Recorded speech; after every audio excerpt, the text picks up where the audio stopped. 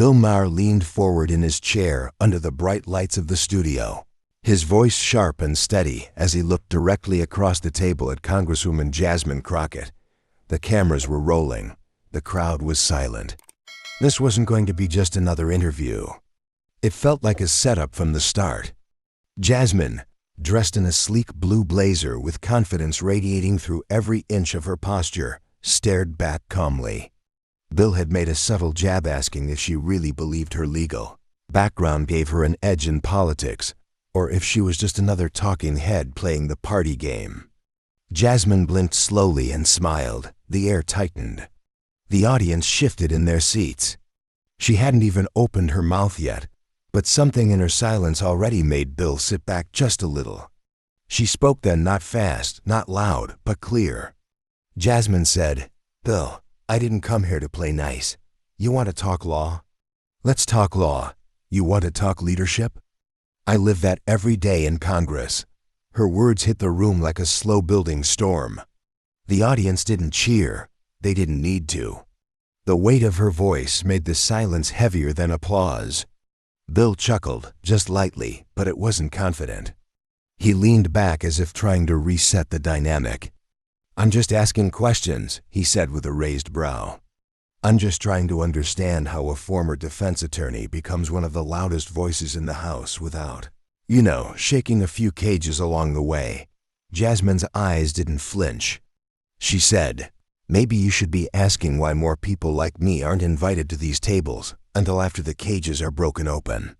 The cameras zoomed in just as Bill turned serious.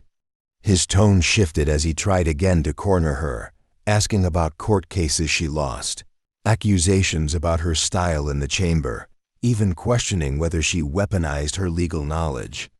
But Jasmine didn't blink.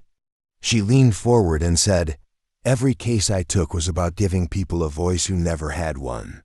I didn't win them all, but I fought like hell every time. And if you think that's a flaw, then maybe you should rethink your definition of justice." A quiet gasp came from the audience. Bill glanced to the crew behind the scenes, uncertain whether he was losing control of the moment or if the moment was losing control of him. And then Jasmine reached into her blazer pocket and pulled out a small folded piece of paper. It was a handwritten letter from a woman whose son she defended years ago in a case nobody thought could be won. She read a single sentence from it on live television. "You didn't just fight for him, you restored our faith in the system."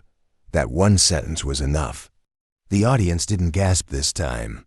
They applauded, not wildly, not performatively, but slowly, like they were witnessing something more than an argument. They were watching someone stand their ground and prove they belonged not just at the table, but at the head of it. Bill Maher sat still, adjusting the papers in front of him like a man trying to regain control. But the audience could already feel the shift. Jasmine Crockett was no longer a guest in this conversation. She was the one setting the terms. She hadn't raised her voice, hadn't delivered a punchline, but her quiet composure carried a sharpness that made even the camera crew glance up from behind the lens. Bill, known for being sharp-witted and fearless in debate, leaned into the next question as if it were a lifeline. "So what is it then?" he asked, tone slightly more pointed now. "You think being a lawyer makes you untouchable in Washington? That it gives you some kind of license to override tradition, just because you know how to talk fast and sound smarter than the rest?" Jasmine didn't even blink. She turned to face him directly, crossing one leg slowly over the other, like she had all the time in the world. Her voice didn't rise. She just said, "Being a lawyer taught me how to fight for people who never had a seat in these rooms. But more than that, it taught me how to recognize when someone's trying to dress up intimidation as curiosity. You don't want answers, Bill, you want sound bites." That moment cracked the tension wide open. The crowd didn't clap yet, but their eyes were fixed. The silence said it all. Jasmine wasn't just pushing back, she was turning the table around and forcing Bill to sit in the chair he thought he pulled out for her. He tried again, shifting tactics. "All right," Bill said with a forced grin. "Tell us then, Congresswoman. What is it about your style that so many people in your own party call aggressive or too emotional? Do you think maybe it's because you bring personal baggage into professional rooms? The air went cold. Some in the audience shifted uncomfortably. It was the kind of question that walks the line between calculated jab and veiled insult. But Jasmine's face didn't flinch. She leaned in closer, her voice slow and firm. I bring experience, not baggage. And if someone's intimidated by emotion, maybe they're in the wrong business. This job requires heart. It requires fight. I didn't come to Congress to be silent and agreeable. I came to challenge the systems that let people talk over others, just because they've been doing it longer. The audience burst out, this time with full applause. It wasn't wild cheering. It was raw, unexpected respect. Bill shifted in his seat again, fingers fidgeting with the pen on the desk. The camera caught it. He realized then that the rhythm of this interview was no longer his. Jasmine had seized it, and she wasn't letting go. So he moved to his final line of defense sarcasm. You're very confident for someone whose name isn't exactly in the presidential buzz, he said with a laugh, hoping the crowd would follow him. But they didn't. Jasmine leaned back in her chair, eyes calm, and said, confidence doesn't come from polls. It comes from knowing what you've survived and still showing up for the people who expect you to speak, even when your voice shakes. I don't need to be in the presidential conversation, Bill. I just need to make sure my people are in the room when decisions are made. The room was frozen again. No laughter, no sound. Just the weight of truth dropped like a stone in the middle of a pond. It rippled, and it stayed. Bill Maher looked toward the producers, clearly ready to switch gears, but it was too late. The damage wasn't loud, it wasn't dramatic, but it was irreversible. Jasmine Crockett had just outmaneuvered him without ever raising her voice, without ever standing up. She didn't need to yell. Her intellect, her history, and her presence were louder than any argument.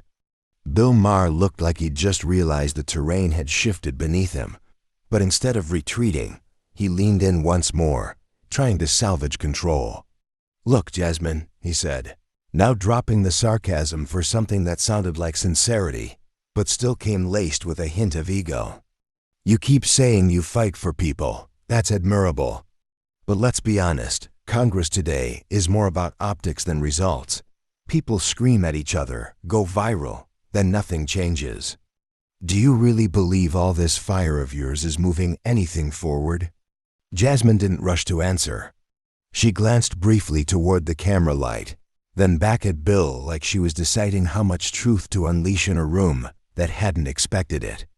Her response was slow, not because she didn't have one, but because she wanted it to land like a stone dropped in still water.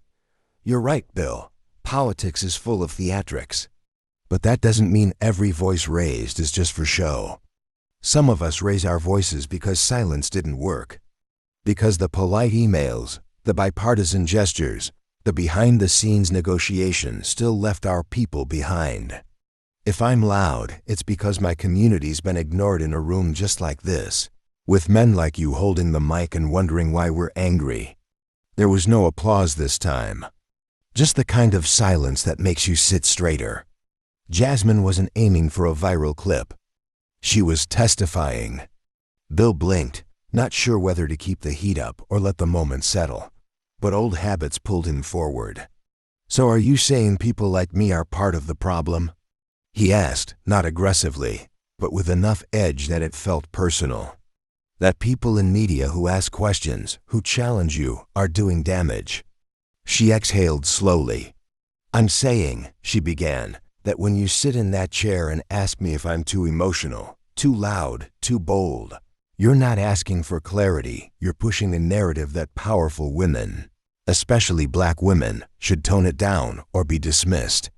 I've had to know the law better than my colleagues, speak sharper, be cleaner, work twice as hard just to not be called angry for saying the same thing they said with a smirk. That's not fair. That's not journalism. That's judgment with a microphone.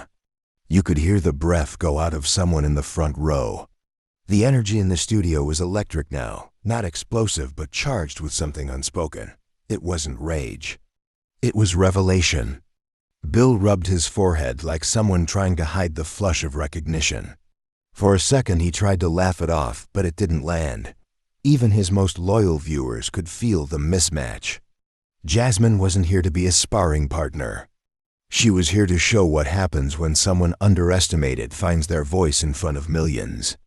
"I'm not your headline," she added, her tone still calm. "I'm not a guest you invited to bounce back and forth with.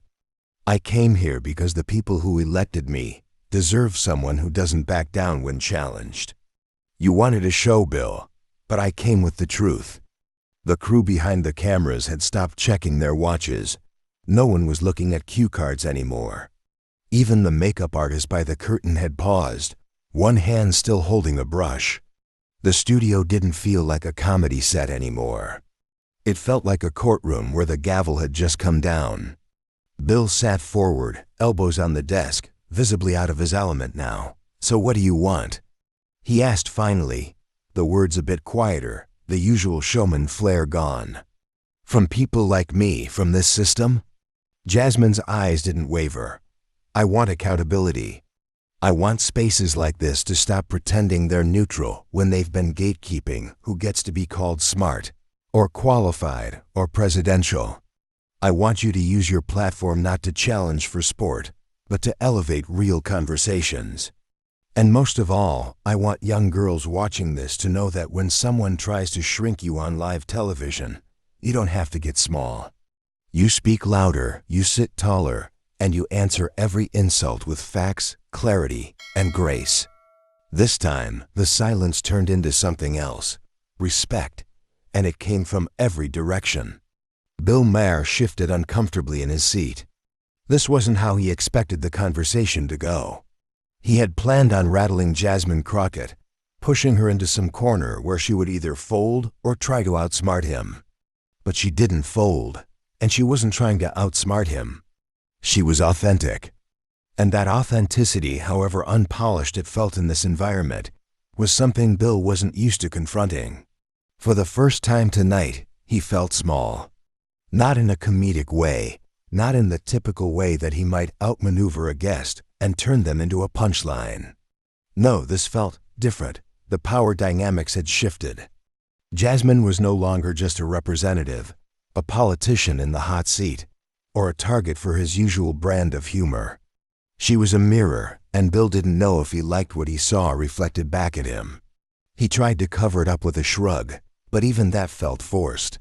"Okay, so you're saying I'm just part of the problem?" Jasmine's response came without hesitation. "I'm saying the problem is a system that expects us to perform, to shrink ourselves, to speak in a way that fits a mold. And that mold's not built for people like me." Bill rubbed his temple, his earlier confidence starting to falter.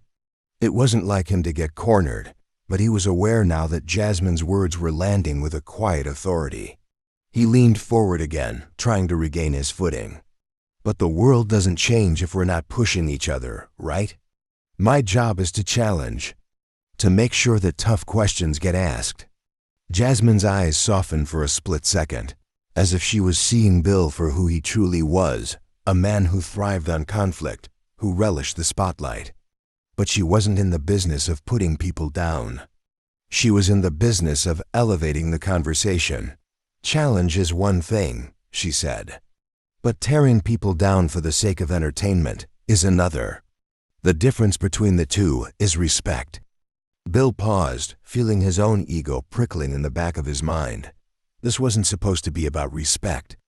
It was supposed to be about winning, about making sure his audience saw him as the one in control. And now, with Jasmine's calm authority filling the room, he felt like the tables were turning. "I get it," Bill finally said, his voice quieter now. He wasn't ready to admit he was wrong. But his tone had shifted, no longer the sharp-edged provocateur. "But how do we move forward if we don't test the boundaries, if we don't shake things up?" Jasmine leaned back, exhaling slowly, taking her time. "Shaking things up is necessary, yes. But there's a way to challenge ideas without destroying the person you're challenging. And maybe that's what people need to hear. That you don't have to break someone down to make your point stronger. That's the part I'm trying to teach. I'm not here to get punched, Bill. I'm here to make sure the punches land on the ideas, not on people. Bill let out a breath, his mind racing. He had invited her here to spark a fight. But what Jasmine was giving him wasn't a fight. It was an invitation to change the narrative. He realized for the first time that evening that his role as the host wasn't to dominate, to make people squirm for his own amusement. His role was to provoke meaningful dialogue, even if it didn't make for the usual TV theatrics. Are you telling me that we've been doing this all wrong? Bill asked almost hesitantly. That it's been about spectacle and not substance? Jasmine didn't flinch. She didn't look away. I'm telling you that we need to stop feeding the spectacle and start investing in something that actually matters. You've got a platform. So does everyone else with a microphone. But that doesn't give you permission to make a mockery of people's lives. My life, you want to challenge me? Do it with the same respect you demand from me. Bill was quiet for a long moment. And when he spoke again, it was different. His voice wasn't the same confident tone that had entered the conversation. Now there was something softer, something raw. I never thought of it like that, he admitted.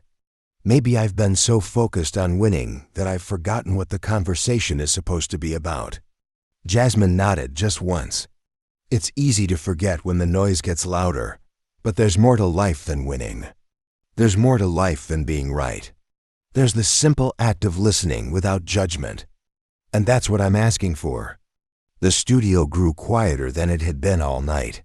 Even the cameras, their flashing red lights seeming to almost soften, were capturing this moment in a way that made it feel real, not scripted, not forced. Bill Maher looked at her, and for a moment, there was no audience, no cameras. Just two people, sitting across from one another, trying to make sense of the world they were both trying to change in their own way. He had expected a battle, a fight for control, a war of words. But instead, he found himself in a dialogue.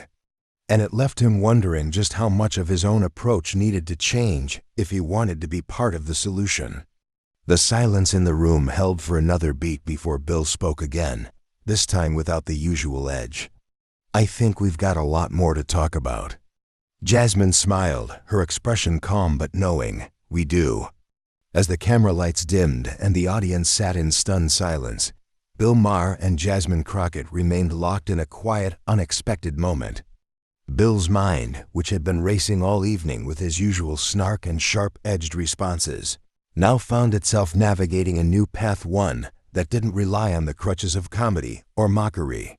The silence between them was thick, heavy with the weight of the conversation they'd just had.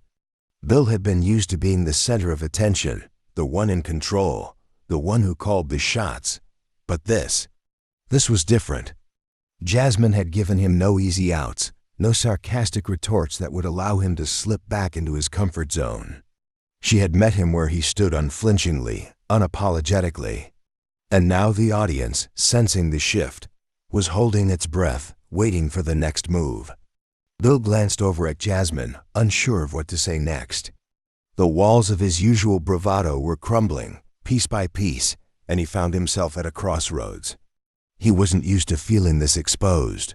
He wasn't used to this kind of confrontation. But somehow, it felt necessary.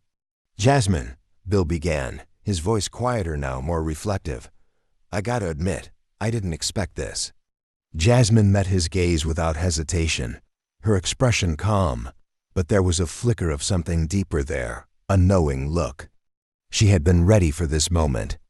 She had prepared herself for the discomfort, the pushback, the attempts at dismissal, but she hadn't backed down. And now she wasn't about to let this moment slip away. Of course you didn't, Jasmine replied, her voice steady but filled with conviction. You expected a fight, didn't you? A showdown. But what I've learned in my life, and what I'm hoping we all can learn, is that real change doesn't come from fighting. It comes from understanding. It comes from listening. It comes from meeting people where they are, not where you think they should be. Bill opened his mouth to respond but stopped himself. There was something in her words that had gotten under his skin, something he hadn't expected to hear on his own show. It wasn't just the words themselves, it was the quiet power behind them. The way she wasn't trying to win, she was just speaking her truth. It was both disarming and uncomfortable. He shifted in his chair, struggling to find his usual retort, but this time, there was a shift in his demeanor, a vulnerability that wasn't there before. He cleared his throat. I guess I've been so caught up in, I don't know, performance. I never stop to think about how it affects the people who are the subject of it all. Jasmine nodded, her gaze softening. It's easy to forget. It's easy to get caught up in the spectacle of it all. But there's a cost, a real personal cost. And that's something we all need to be more aware of. For a moment, it felt like the entire studio was holding its breath. The cameras were still rolling. The audience was hanging on every word, but for once, there was no laughter, no sarcastic banter. Just two people grappling with the weight of their own truths. Bill swallowed hard. I've always prided myself on being a voice for those who don't get heard. But I think I've misunderstood what that actually means. It's not about tearing others down to make my point. It's about lifting others up, making sure everyone's voice matters. Jasmine's eyes softened even more. She could see that Bill was sincere. She could see the change in him, even if it was small, even if it was just the beginning of a larger shift. She leaned forward slightly, her voice gentle but firm. Exactly. The world doesn't need more noise. We have enough of that already. What we need is more compassion, more understanding, more of this. She gestured between them, a simple, meaningful exchange of ideas. Bill nodded slowly. The weight of those words seemed to land heavily on him. For so long, he had built his career on being loud, on being provocative, on making people feel uncomfortable for the sake of humor. But now, he was beginning to understand that there was a different kind of power in discomfort, one that didn't come from being the loudest voice in the room, but from being the most genuine. I've always thought I was asking the tough questions, Bill continued, his voice filled with reflection. But maybe the tough question isn't the one that exposes someone's flaws. Maybe the tough question is the one that makes you see the flaws in yourself. Jasmine's face softened further, a hint of a smile tugging at the corners of her lips. That's the truth right there. We're all just trying to figure this out, and we're all flawed. But that's what makes us human. Bill let out a long breath, his shoulders slumping slightly as if the weight of the conversation had physically drained him. But in a way, it also felt freeing. For the first time in a long time, Bill Maher didn't feel the need to be the center of attention. He didn't need to win this exchange. The exchange itself was what mattered. It wasn't about him. And I think, Bill said, his voice more measured now, that maybe it's time I start listening more. Not just to the people I agree with, but to everyone. To the voices I haven't heard or haven't really heard. Jasmine's smile grew, the warmth of it filling the space between them. I think that's a good start. The audience, who had been quiet for what felt like an eternity, began to stir. The energy in the room was different now. There was no longer a sense of confrontation, no anticipation of some grand reveal or explosive comeback. Instead, there was a mutual respect, an understanding that this conversation had transcended the boundaries of the typical political back and forth. As the camera lights flashed again, Bill turned to Jasmine, the glimmer of newfound respect in his eyes. "Thank you," he said simply, "for challenging me, for making me think." Jasmine nodded, her expression calm but resolute. "It's not about challenging you, Bill. It's about challenging all of us. To do better. To be better." And for the first time that evening, Neil smiled, not because he had won, but because, in this moment, they both had. They had found a way to speak with each other, not at each other. And as the audience erupted into applause, It was clear that this was the beginning of something much more important than just a television interview. It was the beginning of a conversation. Thank you for watching our channel Modern Stories. If you liked our video, you should subscribe for more amazing videos like this. Have a healthy and happy day. See you in the next one.